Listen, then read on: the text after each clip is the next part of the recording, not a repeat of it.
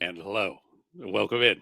Uh, we're off to a rolling start here this morning on Morning in the Valley. It is Wednesday, October the 15th. Glad you are with us today. Coming up in just a moment or three, we're going to talk with Michael Admire. He is the radio voice of the Drake Bulldogs as we will continue our preseason previews of the Valley. And Drake got an opportunity this past weekend. They played an exhibition game. Really, it was under the format, probably more of the secret scrimmage that we have dealt with in the past, but it was public. No box score, no visual proof. But Michael Admire was there in Wichita when the Bulldogs, for the 40-minute portion of the exhibition, beat Wichita 69-62. So we'll talk with Michael about that coming up in just a few minutes. If you haven't done so already, please head over to YouTube, subscribe to the program. Morning in the Valley. Subscribe, comment, share, like, all that stuff. We are T-minus now 19 days. I mean, it's here from the start of the season. November 3rd is when things will tip off. And certainly you can, once you subscribe, hit the little notification bell so you get an update when we go live. And you will be reminded, because once we get into the season, there will be a lot more opportunities for us to go live other than just in the morning. So if you like what we're doing, please do and subscribe. And we very much appreciate that. All right. This morning, you know what? We're just going to jump in.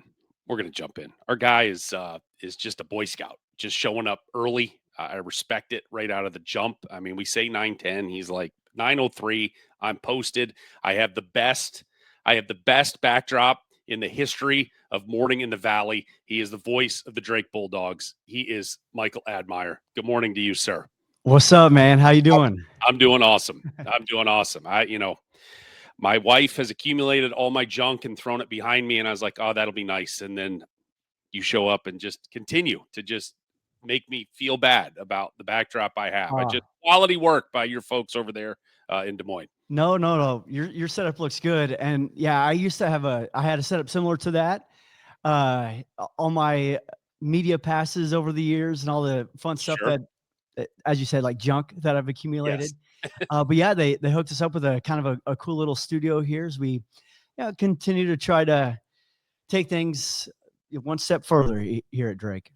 It's awesome. It's awesome. All right. Before we get into, before we look ahead to the season, you got a sneak peek on Saturday in Wichita.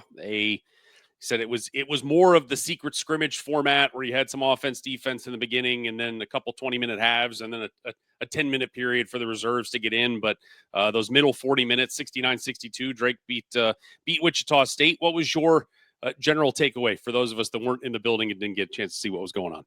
Yeah, I mean, just off the bat, like the scoring and all that stuff, it's probably hard to like fully quantify. I mean, the first, the ODO segment, the offense, defense, offense. I mean, we played everybody. I think 11 of the 12 guys that were available played during that time. I don't know a ton of what Wichita State thinks they have or what they're trying to do and all that stuff. I know a little bit about what we're trying to do on our end. So it's hard to really fully understand what those numbers mean.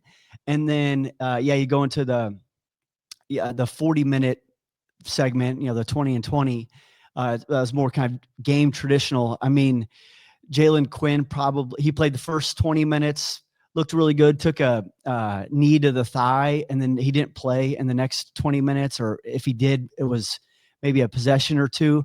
So, I mean, that second half, you can kind of throw out a lot of it because in the final 10 minutes, a lot of the, kind of younger guys, players that potentially will redshirt were playing some minutes. So, yeah, I would say, like, again, it's that caveat, like, don't look too much into what went down when it comes to, like, the score and the stats and all that.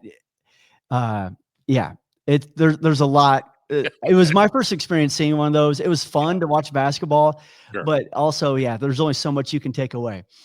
It feels like it's almost, you just don't want to feel bad coming out of it. You don't want to be like, boy, we're Absolutely. just not ready. And it's like the good there's always, and especially Coach Henderson, he's going to be able to pick that thing apart every which way. But you don't want to sit there and be like, boy, we stink right now. Yeah. And hopefully that wasn't the vibe coming out of there. No, absolutely not. And I think both teams, including Wichita State and Drake, I feel like both teams probably came out of that feeling like, all right, there's a lot to like in this spot and that spot, and this is where we can grow from. But man, I would say like overall, the things that really jumped out to me, this is a roster where 11 of the 13 guys are brand new, Right. coaching staff entirely new. Only one player came with Hendo in this group from South Dakota State, and he was never on the floor. Owen Larson still working his way back from injury last year. So it was, how's this team going to kind of gel together? We saw last year with the transfer portal how,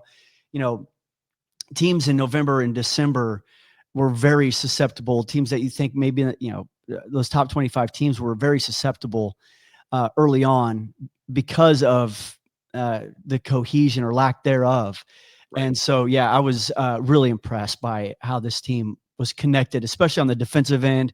They were getting stops in that, 40-minute segment. They were getting stops and getting out and running and making that extra pass. And it seemed like a very selfless and connected team, which I know are kind of the cornerstones of a Coach Henderson team. So that was really fun to see. And then, I thought, Jalen Quinn was great. I mean, the stats that came out from him maybe undersold what he did because he was fantastic. I mean, he believes, and Coach Henderson has challenged him to not only be the best on-ball defender in the Valley, but the best on-ball defender in the country. And wow, everything I saw on Saturday, like this, he is going to drive some people crazy. So that was really fun to see. And I mean, Braden Applehans and Isaiah Carr, guys that you had seen in practice, seeing them in live action, like, oh, all right, like these guys have some gamer to them. And so that was fun to see. I don't know. I could probably go down the roster with every single player, but I think overall, this group left encouraged. They're feeling good on the bus. They're feeling good after the game, and that's kind of led into a good week of practice already. And I know they're ready to actually get the games going here, which is not too far away. No, it is not. 19 days away. All right, let's go back to last year. 31-4, 17-3 in the Valley, the reigning and defending Missouri Valley Conference champs at this point. I think that from my TV days, I have been lucky from covering Murray State 2010, 2012, 2022. They won 31 games in each of those years. Those seasons are unnatural to win that many games. Drake hit that number last year, just being inside the circle, inside the tent of that last year. What was that like, just witnessing that and playing your small role in sharing those moments with the Drake fan base? Oh man.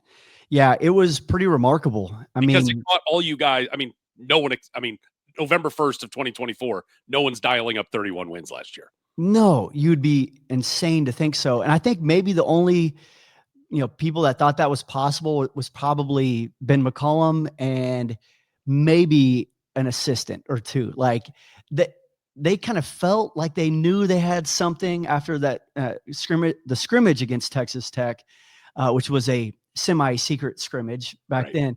They kind of felt like they had something, but I think they also didn't fully know, like, all right, how does everything work here in the Division I ranks? And so they were all trying to kind of figure some stuff out, and really all the way through, into January. I know there were just sometimes it was like, all right, how does this or that work? And which is cool. I mean, that's what happens with the first year coach. You're still trying to figure some stuff out, especially making the jump from D2 to D1. But he didn't have a whole lot of problems figuring out the X's and O's part and coaching up his guys. And man, it was, that trip down to South Carolina. I remember talking to Bryson Williams, one of the assistants, and he's like, I know we got Miami, and he's like, we'll see about the next two. Like they were that confident going into Charleston. I was like, all right, Like, that sounds good. Obviously, Miami didn't turn out to be like Right. the Miami we thought they could Miami. be. Yeah. But how it all started, it was just like, okay, this is a blast, and they're fun to watch. They are, similar to what the words I was using with the team that we currently have, is they were connected and kind of playing for each other and selfless and all those things. And that it really showed on the floor, and that kind of caught the nation by surprise. They start off unbeaten until conference play, with the UIC and Murray State games. But I kind of go back. I might have said it on this show before, but that Friday in Wichita is maybe my most favorite day I've ever had working. I mean, and that's like going back to covering Rose Bowls and covering the Kentucky Derby. And like, I've seen some stuff that's been pretty neat, Yeah. but like the connection that you have with the fan base and the players that you build throughout the year, and then to do something that's never been done before, kind of with this in this era, was pretty special, and everybody was on cloud nine. And gosh, yeah, it was a lot of fun to be a part of. And then I don't even know that the page turns, but the whole book turns, obviously, as Ben McCollum goes to Iowa, and we're starting all over. And, this is, we look at key departures, and in a way it's everybody is the key departure from last year, but certainly no more key departure than Bennett Sturts. Just a guy that, it was kind of the running joke back in October, November is, what's a Bennett Sturts? And we all learned very quickly, this is the best player in the conference and one of the best players in the country. What is the tangible stuff's easy. What's maybe the intangible void he leaves with moving on to Iowa?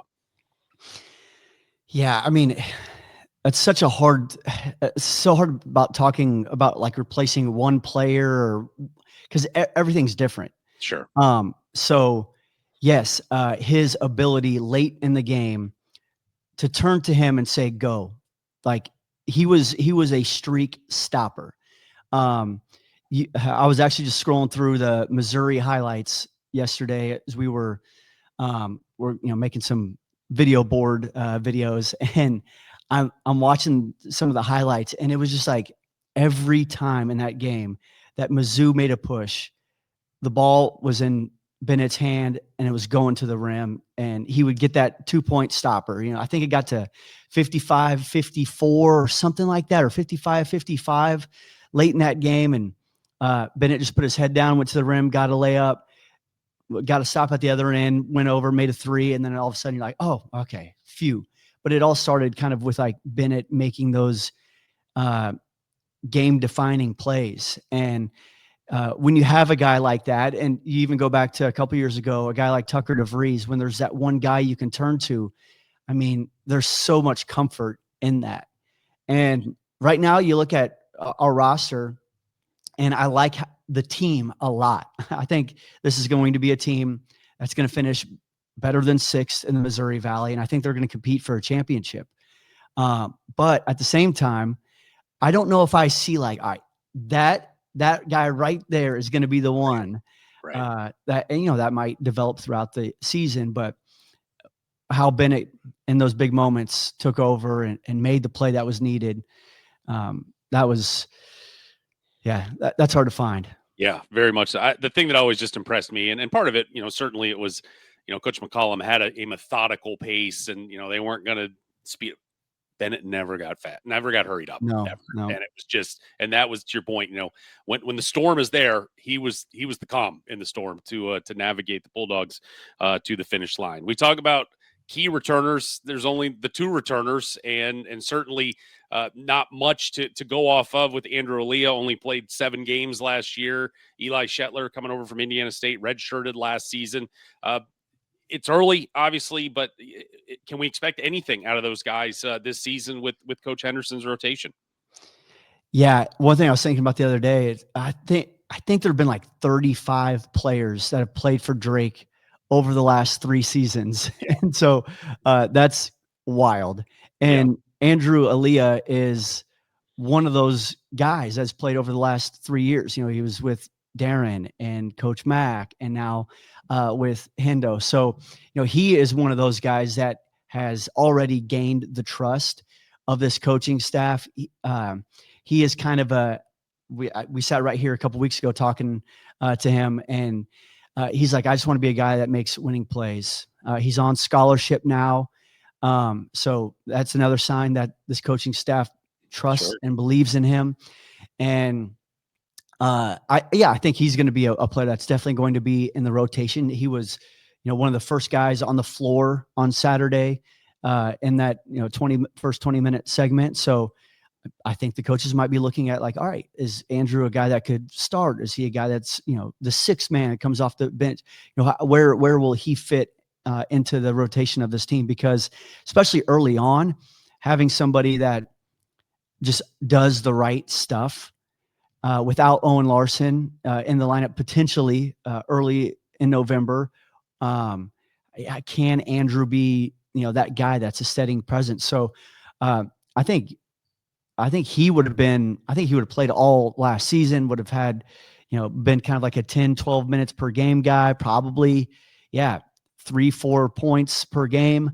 But he's really good at rebounding from that guard position.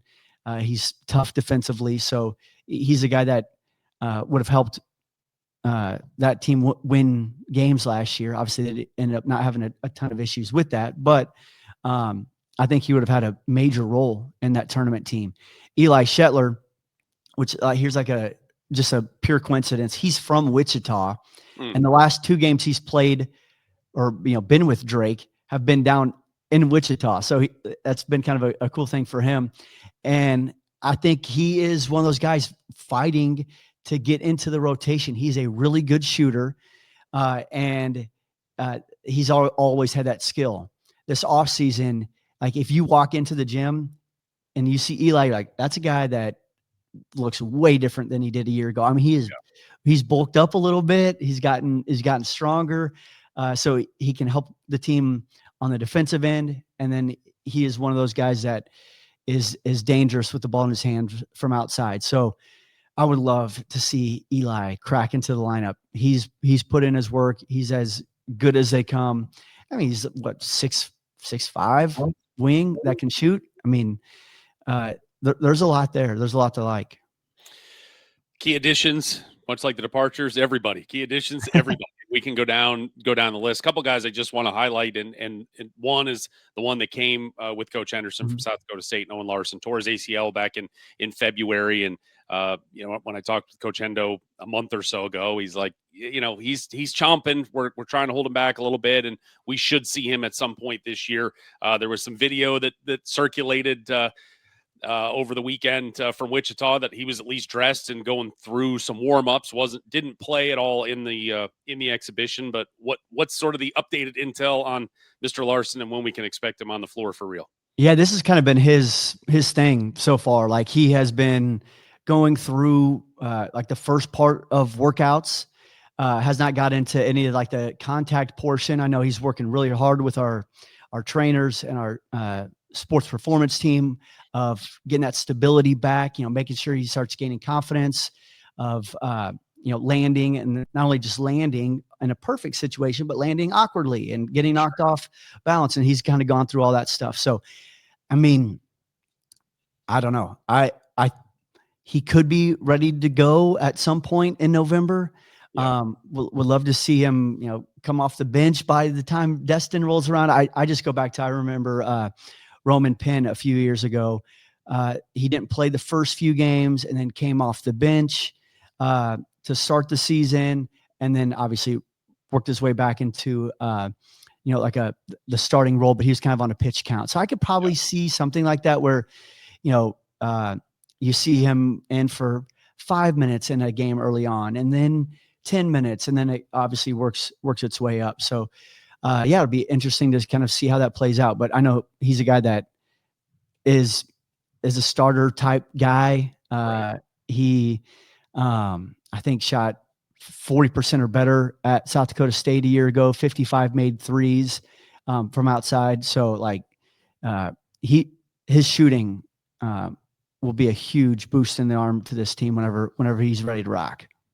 December 18th, the Valley opener in Murray, Kentucky. That'd probably be a nice, if you can get him even to, 15, 20 minutes at that point, you feel good by the time you get there. Another one of the additions that I think is intriguing just from a standpoint of there is so much imported size into the Valley this year. And Isaiah Carr, a guy that Coach Hendo familiar with from his time in the Summit League at Denver, 6'11", only played 11 games last year, but 2 seasons ago, top 50 in the nation in blocks. What have you seen out of Isaiah so far, and maybe the impact he's going to be able to have early? Yeah. Isaiah is like first and foremost like an awesome guy. And I could probably go down the list with all these guys.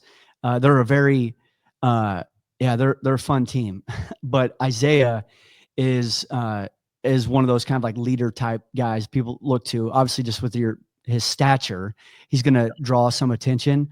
I know he missed a couple weeks in July on a trip to Europe, and so I know he was like a little bit behind. But he came back, he put the work in, and I feel like he's like starting to get there because at Wichita, I was as intrigued to see how he would play in like game action as anybody on our roster, because in practice, it's hard to tell. It's hard to tell with him a little bit. I think he is one of those gamers. And watching him play on Saturday, he cleans up a lot of mistakes. Wichita State had a guy that was 7'2", and he couldn't even get a catch. I mean, it was really hard for them to get the ball into the paint. And then they also had another guy that was like 6'7", 6'8", but just extremely strong. And Isaiah was right there making it life tough on him. So I think what Isaiah brings is just a massive presence on the defensive end. He's still got some work to go on the offensive end. And once they get into a flow of the season, I think he's a guy that's going to set a lot of screens and do the dirty work that can set up this offense for success, because I think he's going to be very important for this team on the defensive end. It's just kind of balancing, okay, with the offense, with his defense, you might sacrifice a little bit on the offensive end, but he also is going to do some of that dirty work on the offensive end. It'll be that's one of the things that the coaches get paid to decide. There you go. You've mentioned Jalen Quinn more than once. Again, it's like picking between your kids, but in the end, all these new faces, he's the one we really should probably be looking out for at this point.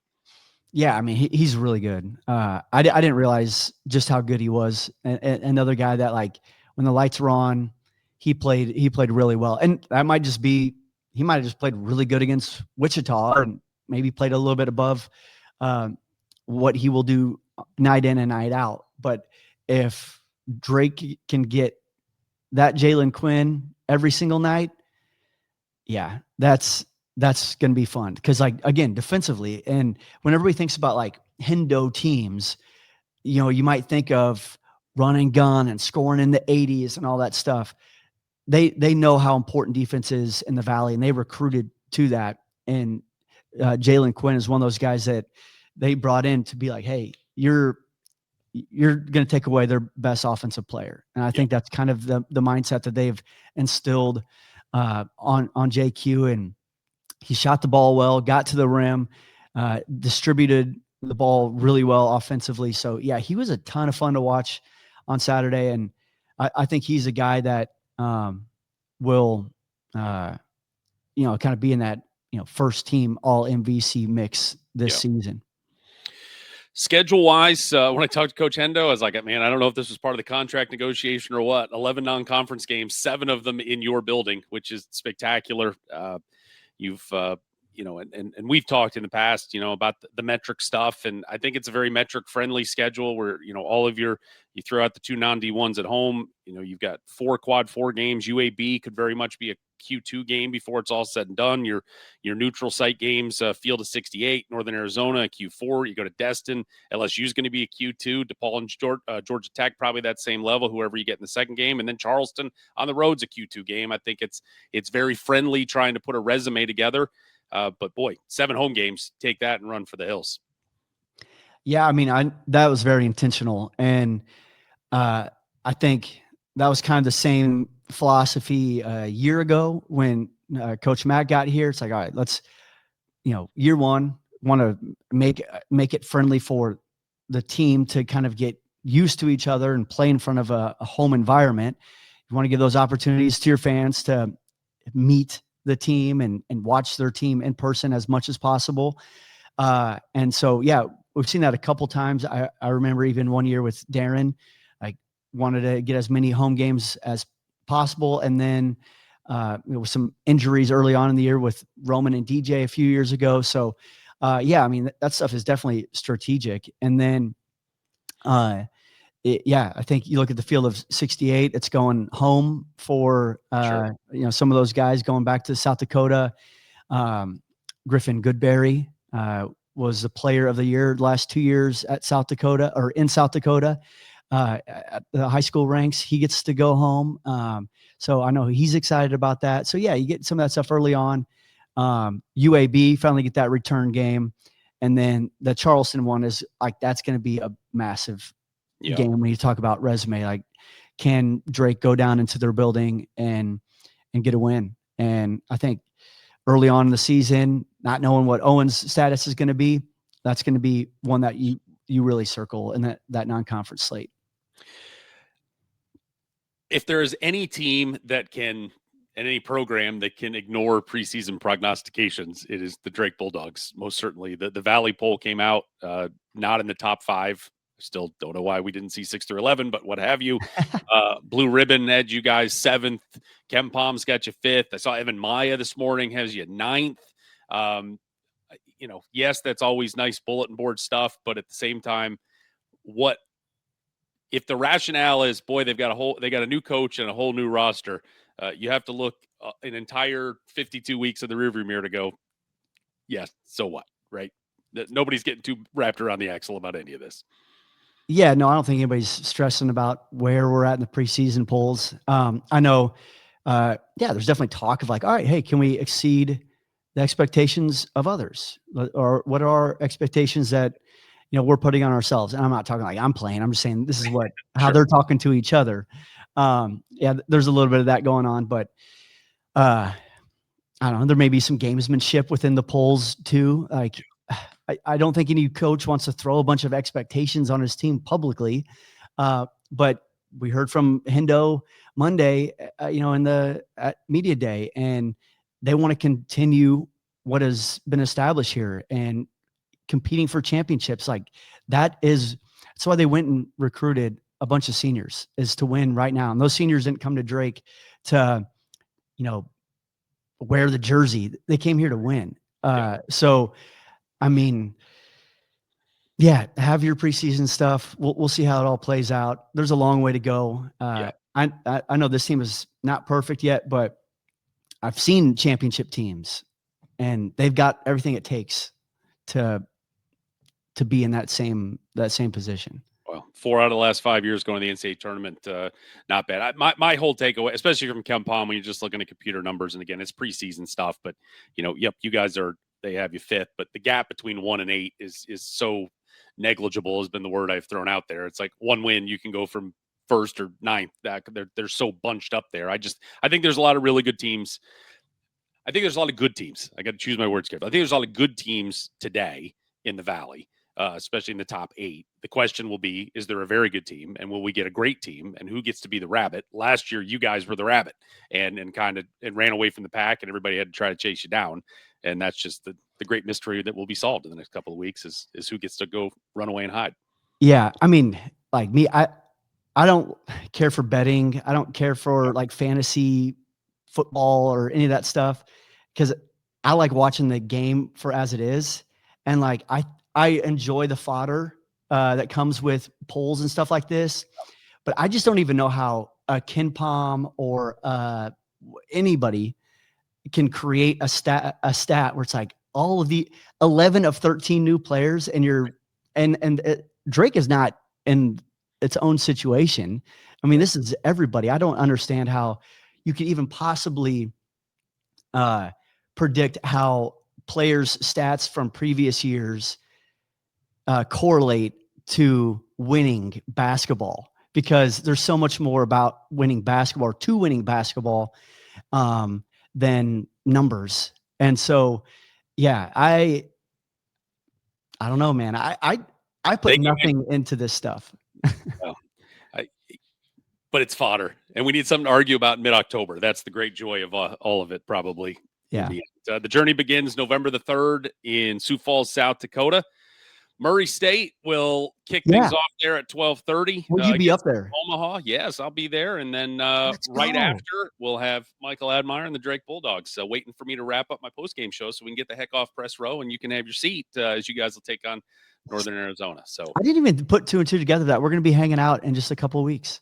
It is almost time. And then we got the first Valley game there on December 18th. I know. So, that's crazy. It's been a long summer. I'm glad it's finally got to see the ball bounce. I got to watch Bradley and Green Bay on Saturday on ESPN Plus, and I was like, it's great.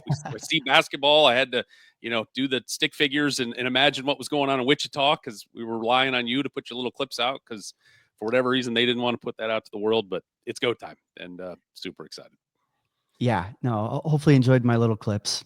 That was great. I was trying to give everybody a little bit of taste. Just a taste. Just keep them coming back. You always want to leave a little more on the bone there for them. So I got a little marketing marketing strategy to it. Well done. Right. Best of luck to you and the family over the next couple of weeks. We'll see you. We'll see you in South Dakota, and we'll talk very soon. I love it, man. We'll catch you up there.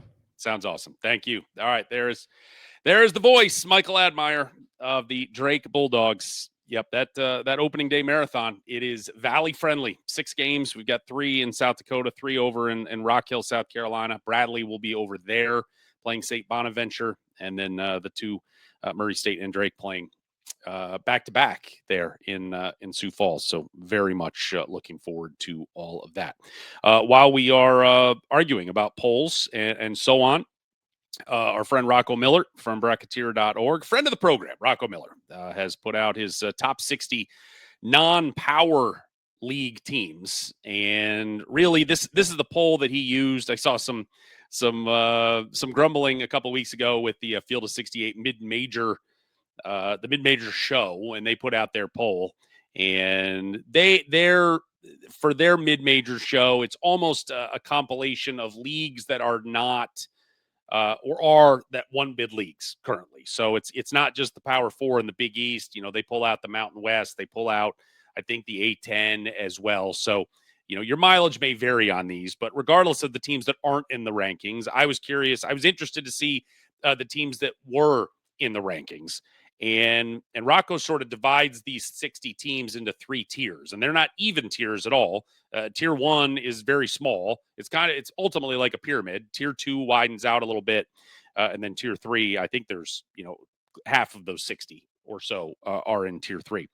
But tier 1, which the creme de la creme, as Rocco called it, it went Liberty, UC Irvine, Northern Iowa, and Bradley.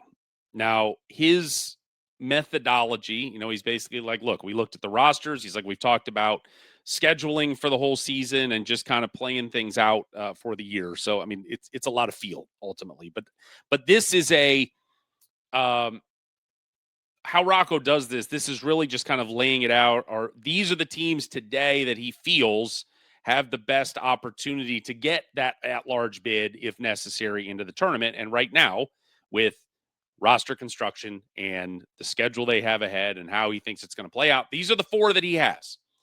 The neat part about this, and really not this, but the neat part about these 4 teams is you're going to see a lot of commingling between these teams. Liberty and Bradley are both in the Terry's Chocolate ESPN event down in Kissimmee, Florida, around Thanksgiving. They're on opposite ends of the bracket. They very well could meet in the championship or somewhere in the consolation bracket if they it's possible. But they're on opposite ends. We'll have to see if they end up hooking up. UC Irvine, the number 2 team, will host Northern Iowa on November the 22nd. And then 4 weeks later, they will host Belmont as well. And we'll get to Belmont in a moment. But again, some commingling there at the top that I think is that I think is important. We go to tier 2, and that's where you have Bradley at number 5, Illinois State at 7, Murray State's 14th, and Drake is 23rd. I think, again, and this kind of goes back to my conversation from the other day, that it's just interesting now that more polls have come out, is that Illinois State is 4th in the Valley in this ranking. And it just comes back. And I think just the counter argument is, yes, we ordained them the preseason favorites, back in April because they had everybody coming back. But obviously, UNI has a bunch of people coming back as well. Bradley lost a bunch at the top, but they bring sort of that middle core back. Belmont's got a lot of dudes back as well. So I think as it all pieces together, it's like still, Illinois State was 10-10 in the Valley last year. So yeah, they got everybody back, but they were back off a team that was a middle of the pack team in the Valley. So is that enough, just because they brought those dudes back? Is that enough to elevate them all the way to the top, number one with a bullet? And obviously, as this has rolled on, whether it has been Ken Palm, whether it has been Rocco here, whether it's been whatever, Blue Ribbon, I believe, had them at number 1, but that's the counter. I think that's the counter. I believe they're number 1, and I voted them number 1 in the preseason poll because I just think Chase Walker is an absolute difference maker down low. There is, we talked about with Michael Admire, there's a lot of size in the league, and a lot of teams have brought in size this year. So it's not going to be just he's the only big boy in the league, but he, I believe, is a difference maker. Johnny Kinzinger is great. You get Bowden Schoonberg, he's back and healthy. You got Jack Jordan. They got guards left and right that can shoot the ball too. I think they're the best team until proven otherwise. But it's just interesting to sort of see an apparent counter argument from some corners being like, all right, well, that's fine. It's great they won the CBI, ended the year on a high note. Yep, you got 11, however many back from last year, but let's see you do it. And that was my point. I was on a podcast last night with some guys from Illinois State, and I was just like, for me, the biggest challenge for Illinois State will be, as I like to call it, the burden of expectation. And they have been everybody's best shot since April. And everybody has said, you are going to be the best. But there's still only 200 minutes to go around in a game. And there's still only one ball. And you have all these guys back. And, I'm sure they would all love their role to increase a little bit. And it's that disease, the Pat Riley disease of more. And, hey, we won our last game and we got guys back. Can we handle that burden of expectation? Can we handle that everybody wants a little bigger piece of the pie, but they're still the same size pie we had a year ago? So that's not only going to be a challenge for the guys, it's a challenge for Ryan Peden and trying to navigate those guys through that because they are certainly as talented as anybody in this league and have the goods to go win this thing. But it is a long way. We have 5 months to go before we're cutting nets down in St. Louis. And so it is a long journey between now and then. And then you get to the third tier and only one Valley team, and it was Southern Illinois who came in at number 32 out of 60. So that's 7. That's 7. 1, 2. Yep, I can count 7. So I mean, I feel like UIC not being included is if I'm gonna pick any nits, it was like with 28 teams beyond SIU, figured UIC could be in there, but other than that, I'm like, okay, that's fine. You've got we talk about negligible differences. To have Northern Iowa 3rd, Bradley 4th, Belmont 5th, and Illinois State 7th. Those are negligible differences, and it takes very little to move somebody up into that top tier. But again, just exciting that those teams at the top are going to get to play each other. But just one more preseason thing to yell about from Rocco Miller, and he'll put these top 60 rankings out every week, and we will grumble about it every week, as that is what he uses for his ballot for that Field of 68 mid-major show. So there you go. We finally got on, I guess it was right after we got off the air Monday, Missouri Valley Conference was kind enough to release the women's schedules finally. So we finally have everyone's completed schedules on both the men's and women's side. A couple things that jumped out to me.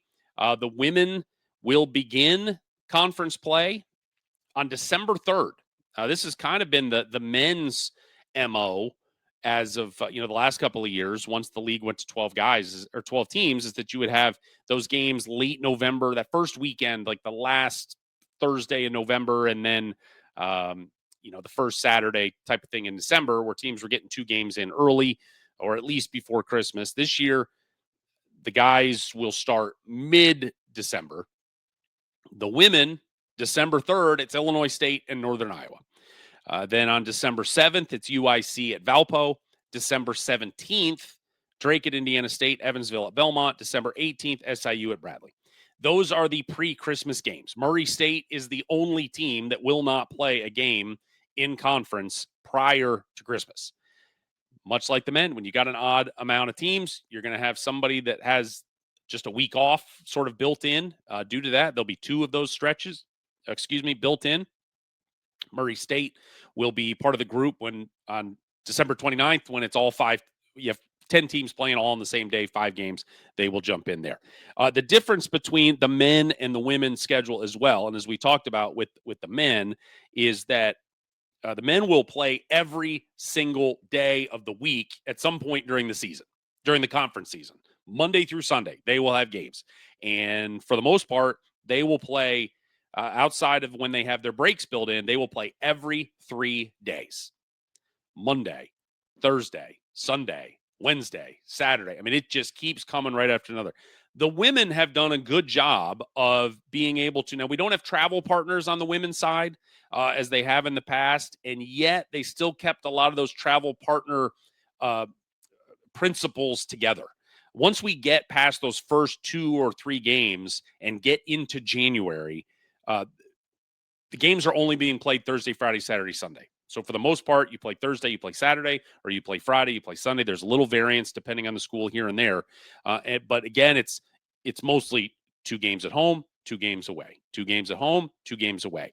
And, Murray State and Belmont, they have been travel partners together, and you see them that they will go to, one of them will play Bradley on a Thursday, the other will play at Illinois State, and then Saturday they will flip-flop. And that's the way the Iowa schools do that.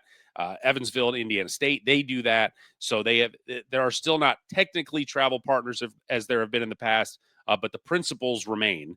And so that is, I think it's a little easier than the men who for the most part are 1 game on, 1 game off, and it's just constant travel, and certainly the games being butted together. Now, the women have the advantage that they have an extra week in the calendar, so they're able to spread things out a little bit. The guys got to be done that first weekend in March, so that's part of we're just playing constantly, trying to get through all the games with those buys built in. But, again, mostly a 2 on, 2 off. There's some instances of you'll get 4 in a row at home. Yes, there's some anomalies where there's one random, you play 2 at home, go on the road for 1, come back home for 2. But for the most part, 2 on, 2 off. And I think that's, yeah, you got to be on the road for 4 days in a row, but then you come home and you're home for a week and a half. And I think there's some benefit to that for the women. So that is all done. We finally got the schedule. Tomorrow is Missouri Valley Conference Women's Media Day. So we'll have coverage on that coming up on Friday. And then starting on Monday, and as I just double check, yes, Monday and Tuesday, we will not have a show Monday, October 20th, because that is the start of Men's Media Day, 2-day event there. And no one from the conference office called to check my schedule. But Media Day goes right through, starts at 8:30 in the morning and will run until like 10. So right in the middle of us. And so I need to be there checking things out. So we'll take Monday off. I know the 3 of you, mom and dad included, will be crushed. I won't be here, but we'll be back on Wednesday with all the fallout from Media Day. All right. One other news and notes as before we get out of here today, and that is out of the Ohio Valley Conference, because that is of importance to some. Little Rock has been picked to win the Ohio Valley Conference this year in their final year in the OVC before they move on to that United Athletic Conference. The key point to this and the news that has come out, we told you a couple weeks ago, KK Robinson, their best player, was going to be the preseason player of the year, is out for the year with a leg injury. And then you have his brother. There are 3 Robinson brothers on this team. His younger brother, Kellen Robinson. Kellen, as head coach Darrell Walker announced at Media Day, he is also now out for the year with a leg injury as well.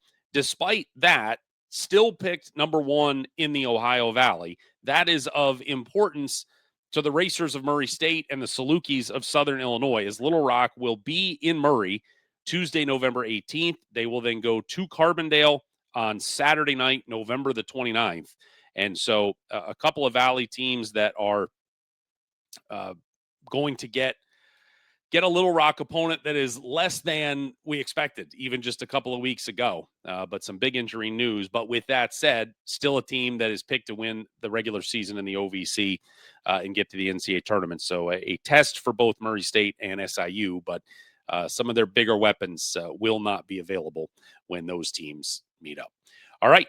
That does it for today on this Wednesday, October the 15th, T-minus 19 days until it is go time for the start of the college basketball season on November the 3rd. Again, tomorrow, Women's Media Day. We'll have all the fallout from that on Friday. Men's Media Day Monday and Tuesday, and we'll get to hear from the commissioner on both those days as well. Hope to get some updates on expansion and the like.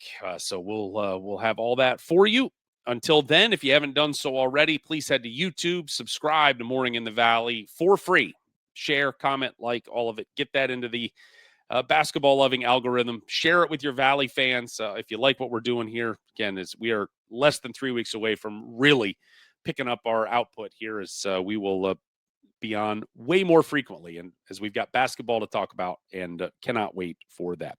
Thanks for watching. Thanks for being with us. We will see you Friday morning at 9 a.m. right here on Morning in the Valley.